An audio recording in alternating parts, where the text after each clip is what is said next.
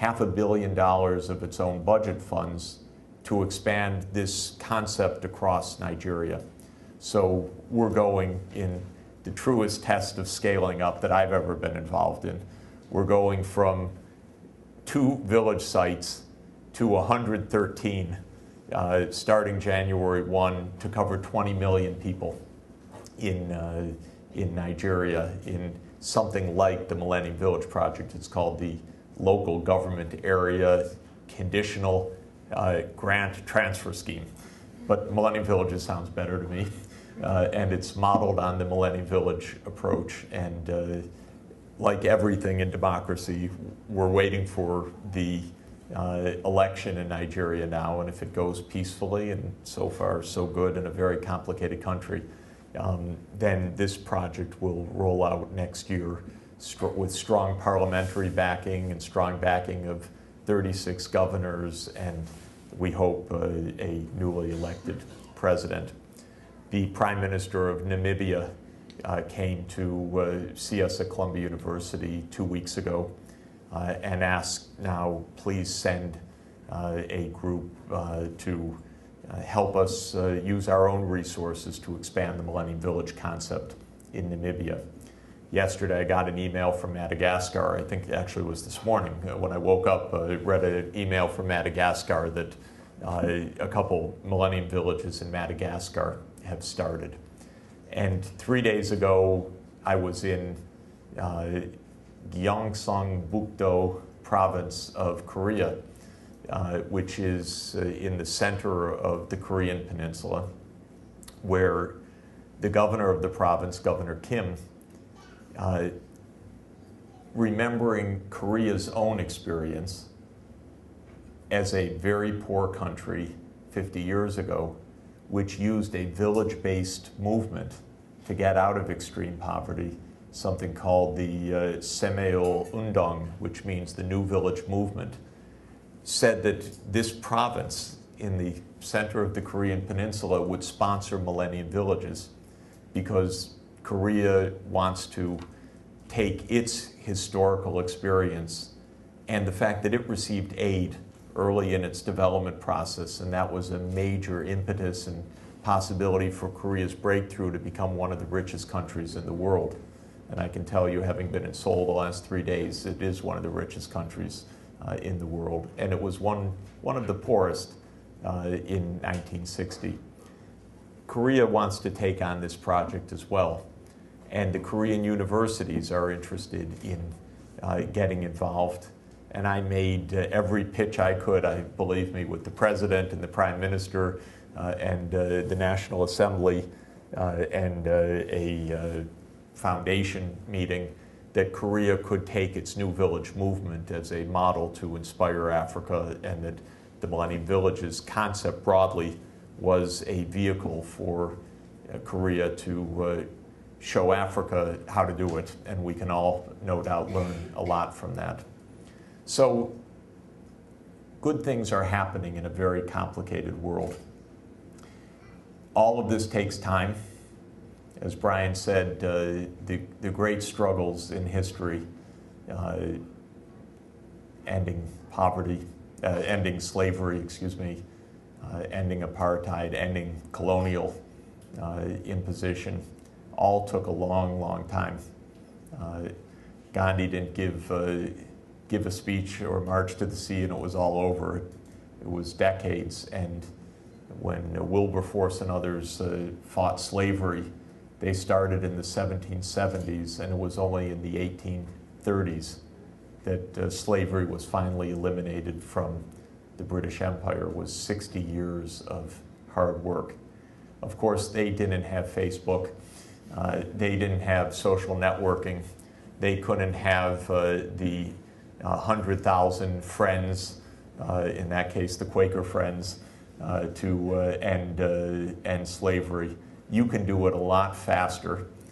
Everything goes faster now. The tools are better. The human spirit is the same and enduring, and you have it. So let me thank you, Carleton, for what you're doing. Pledge to be a good partner with you The faster you run, the faster that I will run alongside you. We want to make sure that anything that's happening in the villages or in African politics is compatible with the inspiration and the work that you're putting in, and that's my pledge to you. So let me take the opportunity to thank you, and I want to thank Carleton. I'll do it formally in a few minutes for the chance to be part of today's convocation, which is a great honor for me. But let me pause here and open it up for discussion. So thanks a lot.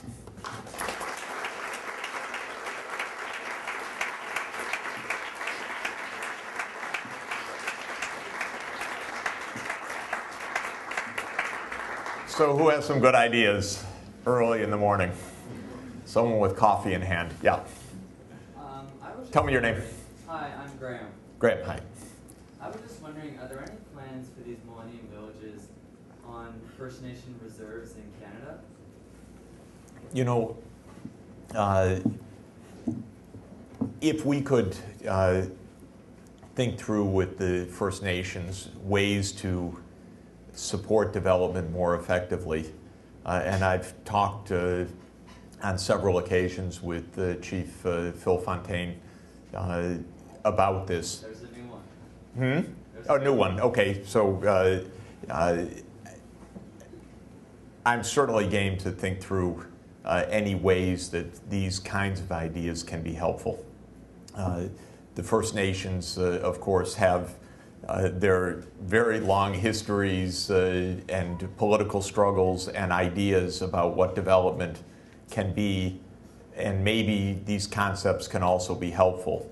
And and what is absolutely weird and true, and I do use the word weird a lot, because the world really is strange in so many ways. Everywhere in the world, indigenous populations are just the most put upon, pounded on populations. It's so contrary to what one would imagine if you didn't live it, because you'd think that these would be the most hallowed populations in a society, the true pioneers, the ones who first settled the lands. But everywhere in the world, the indigenous communities face unbelievable hardship and have been pushed to very difficult, often very marginalized lands where survival is extremely difficult, and where, of course, traditional ways of life are utterly circumscribed. And so the problems that the First Nations face are not unique in this regard. They are almost universal, whether it's the scheduled tribes in India, or the Orang Asli populations of Malaysia, or Aboriginals, or the Maori in New Zealand, or of course the Native American populations in the US. We see this same weird phenomenon.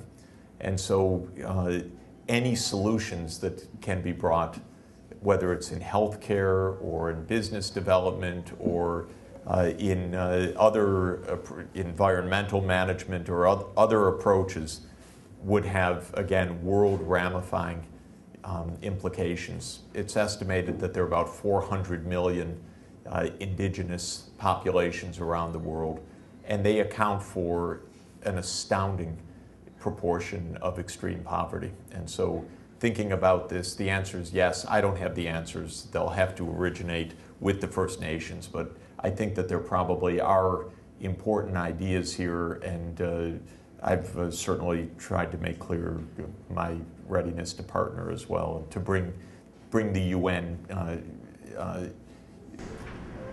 to bear, if possible, in a helpful way. Please. Eric, I was wondering, these Millennium Villages, sometimes they seem a lot like aid as it was given back after decolonization in the 60s, 70s, where we sent a lot of assets to developing countries, whether it be seeds that would help them make them into super farms, harvesters, trucks, and all that never worked, you know. And well, my question is, you know, do you think, you know, to help really development of these countries, wouldn't it be better, for example, to give them fair access to world markets? I'm thinking especially, you know, the go-around and, you know, letting them export their agricultural products, you know, around the world and then let them, you know, build their schools, build their hospitals, and develop their own tools for their agriculture and so on and so forth. Thanks, Eric. You know, first, a lot is said on a complicated subject, and I'd say most of what is said is through a fog of bad analysis and bad history. One of the things that's often said now is, quote, aid never worked. And you repeated that. I'm not putting it on you, but it's simply not true. And it's really important to understand what does work, what did work, what doesn't work, and what the limits are and what the range of things to do is. I was just in Korea. Korea received a lot of aid from the mid-1950s until the early 1960s. That kind of aid helped to, after the Korean War, build the road network, the power systems, the basic infrastructure upon which Korean economic development took hold. I have no doubt that aid played a crucial role in that. I mean, one can see exactly how that is by building the foundations. You mentioned giving super seeds and how that didn't work. Actually, that's a really interesting case of something that did work in a very important way. Not perfectly, because nothing works perfectly in this world, but something that did work remarkably well. And here's the basic story of it. The basic story is that farmers in traditional societies, basically from time immemorial, were able to farm between 1/2 ton and 1 ton per hectare of farmland of grain, whether it's maize or wheat in cooler climates or rice. That's actually not enough for a world of even 3 or 4 billion people, much less 7 billion people. And for smallholder farmers who have 1 hectare or less of land, it spells extreme poverty. So the first step out of extreme poverty for most peasant societies has been to raise agricultural productivity. That was not based on indigenous knowledge. Indigenous knowledge was basically a 1/2 to 1 ton per hectare yield. And that's why indigenous tradition, I don't mean native, I mean indigenous in the sense I was talking about before, but I mean long tradition, was not enough to break poverty. So starting actually about 100 years ago, Japanese biologists started to improve crop varieties, and chemists mainly in Europe started to realize that if you were able to get more nitrogen to the plants, you could actually increase yields as well. And as this science came together, especially around the 1930s and 1940s, the idea of achieving 3 or 4 or 5 tons per hectare became scientifically possible. Along came a really great man who died recently, Norman Borlaug, who was a plant breeder supported by Rockefeller Foundation. He worked in Mexico in the 1950s, and he developed seeds in Sonora State in Mexico that were resistant to a particular rust, a pest that destroyed the crops, or a fungus, and also that could get high yields. And it turned out he brought those seeds to India in 1962, and he and a partner who's one of my heroes, M.S. Swaminathan, planted them in India. First year, nothing good happened. Then they realized they had to change the way they planted things, so don't give up the first try. Then the next year, they said, oh my God, lo and behold, Mexican Sonora State seeds could get 3 or 4 tons in Indian conditions. Then India had a